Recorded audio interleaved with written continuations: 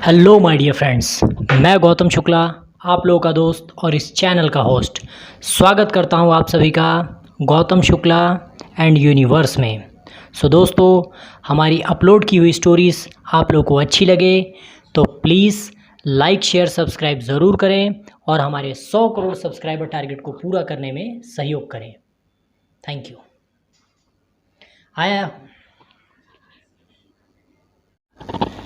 Friends, अब मैं लाया हूँ आप लोगों को पार्ट थ्री में पिंगलक नामक शेर ने दमनक नाम के गीदड़ से सियार और ढोल की कहानी सुनने के लिए आग्रह किया।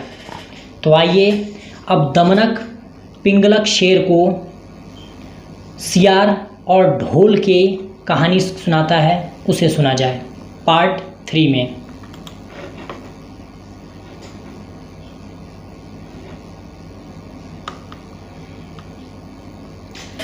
सियार और ढोल।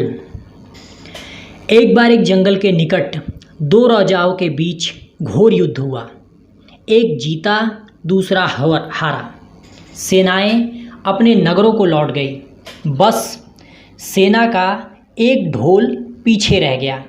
उस ढोल को बजा बजाकर सेना के साथ गए भाट व चारण रात को वीरता की कहानियां सुनाते थे। युद्ध के बाद एक दिन आंधी आई। आंधी के जोर में वह ढोल लुढ़कता लुढ़कता एक सूखे पेड़ के पास जाकर टिक गया।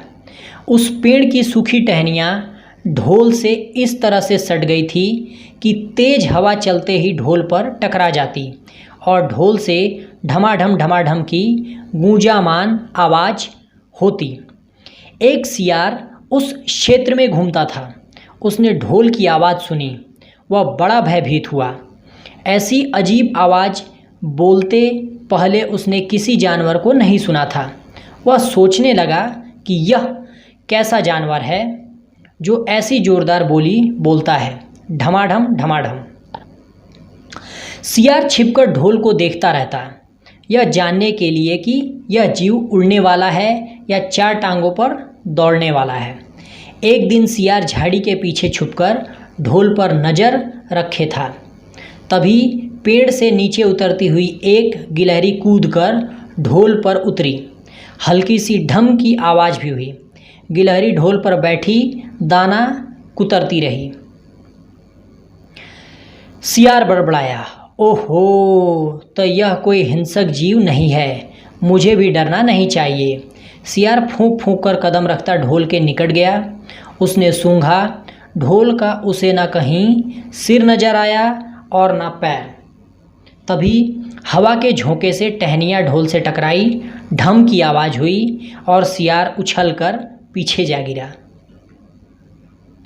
अब समझ आया। सियार उठने की कोशिश करता हुआ बोला, यह तो बाहर का खेल है, जीव इस खोल के अंदर है। आवाज़ बता रही है कि जो कोई जीव इस खोल के भीतर रहता है वह मोटा ताज़ा होना चाहिए, चर्बी से भरा शरीर, तभी ये ढम की ज़ोरदार बोली बोलता है।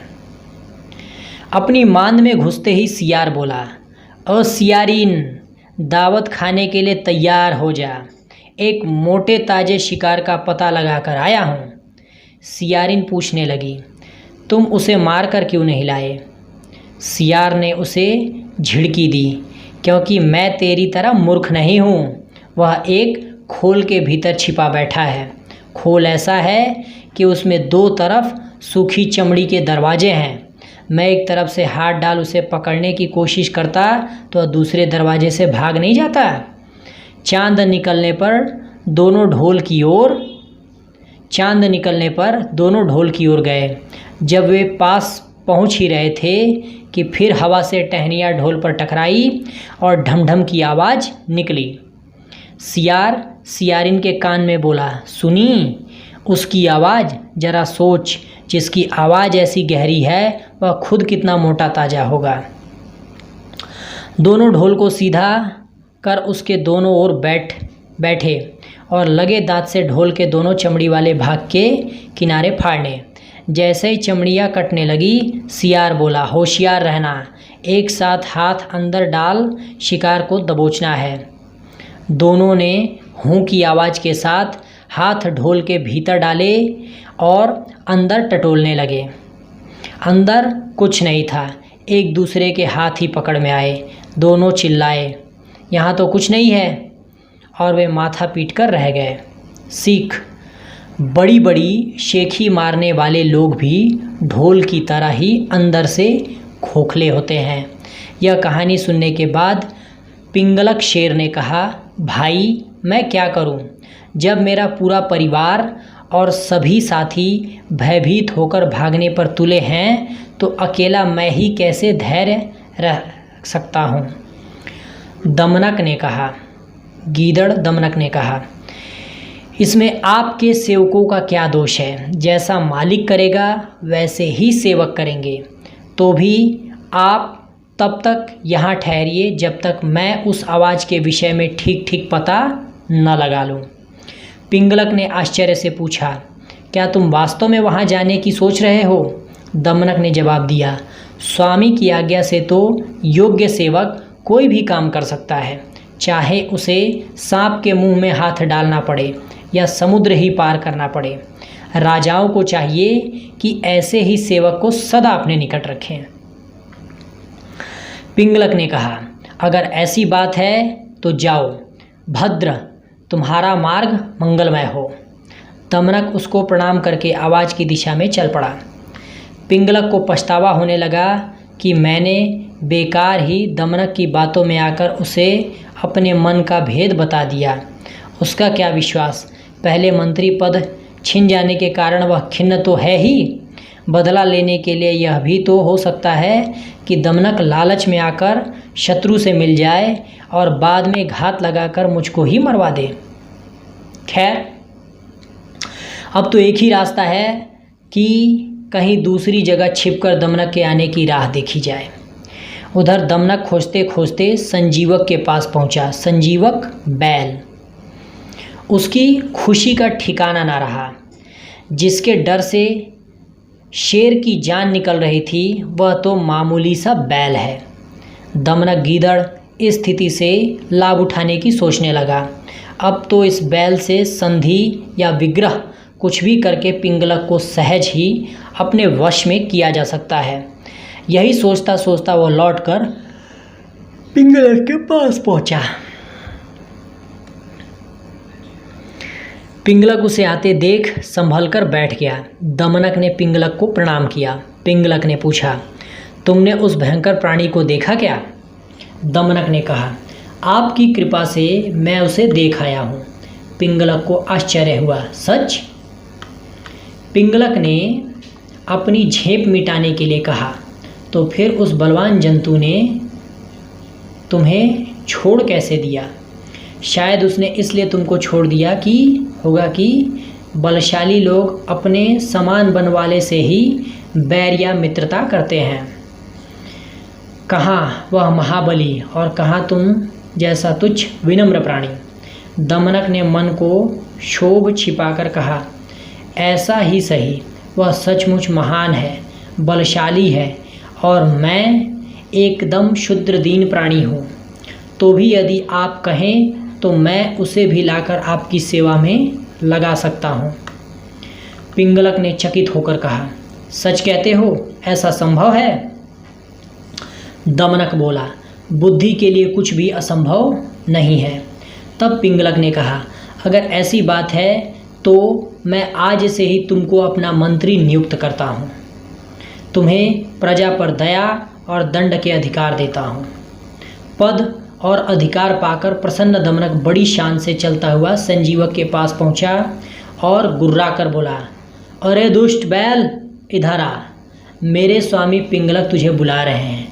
इस पर निशंक होकर डकराने गरजने की तुझे हिम्मत कैसे हुई? संजीवक ने पूछा, यह पिंगलक कौन है भाई? दमनक ने जवाब दिया, अरे तू क्या वनराज सिंह पिंगलक को नहीं जानता? अभी तुझे पता चल जाएगा। वह देख, बरगद के पेड़ के नीचे अपने परिवार के साथ जो सिंह बैठा है वही मेरा स्वामी पिंगलक है। यह सुनकर संजीवक की कपकपी छूट गई। वह कातर स्वर में बोला, भाई तुम तो चतुर सुजान लगते हो, अपने स्वामी से मुझे माफ़ करवा दो तो मैं अभी तुम्हारे साथ चलता हूँ। दमनक ने कहा, बात तो ठीक है, अच्छा ठहरो, मैं अभी स्वामी से पूछ कर आता हूँ। वह पिंगलक के पास जाकर बोला, स्वामी वह कोई मामूली जंतु नहीं है, वह तो भगवान शंकर का वाहन वृषभ है। मेरे पूछने पर उसने बताया कि भगवान शंकर के आदेश से वह नित्य यहाँ आकर यमुना तट पर हरी हरी घास चरता है और वन में घूमा करता है। पिंगलक भयभीत होकर बोला, यह सच ही होगा, क्योंकि भगवान की कृपा के बिना घास चरने वाला यह प्राणी सर्पों से भरे वन में इस तरह से डकराता हुआ निर्भय विचरण नहीं कर सकता। खैर यह बता कि अब वह क्या कहता है। दमनक बोला, मैंने उससे यह कह दिया कि यह वन भगवती दुर्गा के वाहन मेरे स्वामी पिंगलक सिंह के अधिकार में है, इसलिए उनके पास चलकर भाईचारे के साथ रहते हुए इस वन में सुख से चरो। मेरी बात सुनकर उसने आपसे मित्रता की याचना की है। पिंगलक बहुत खुश हुआ। वह प्रशंसा करते हुए बोला, मंत्रीवर तुम धन्य हो, मैंने उसको अभयदान दिया, लेकिन तुम मुझे भी उससे अभयदान दिलाकर मेरे पास ले आओ। दमनक अपनी बुद्धि और भाग्य पर इतराता हुआ फिर संजीवक के पास पहुंचा। बोला, मित्र मेरे स्वामी ने तुमको अभयदान दे दिया, अब तुम निडर होकर मेरे साथ चलो, किंतु याद रहे कि राजा के साथ और कृपा पाने के बाद भी तुम हमसे उचित व्यवहार ही करना, कहीं घमंड में आकर मनमाना आचरण न कर बैठना। मैं समयानुकूल ही शासन करूँगा। मंत्री के पद पर तुम्हारे रहने से हम दोनों को राज्य लक्ष्मी का सुख मिलेगा। जो व्यक्ति अहंकार के कारण उत्तम, मध्यम और अधम व्यक्तियों का उचित सम्मान नहीं करते, वे राजा का सम्मान पाने के बाद भी दंतिल की तरह दुख भोगते हैं। संजीवक ने पूछा, यह दंतिल कौन था? दमनक कथा सुनाने लगा। सो फ्रेंड्स, अगला पार्ट अगले पार्ट में। अगर हमारी स्टोरी आपको अच्छी लगी हो तो प्लीज़ लाइक शेयर सब्सक्राइब ज़रूर करें। Thank you.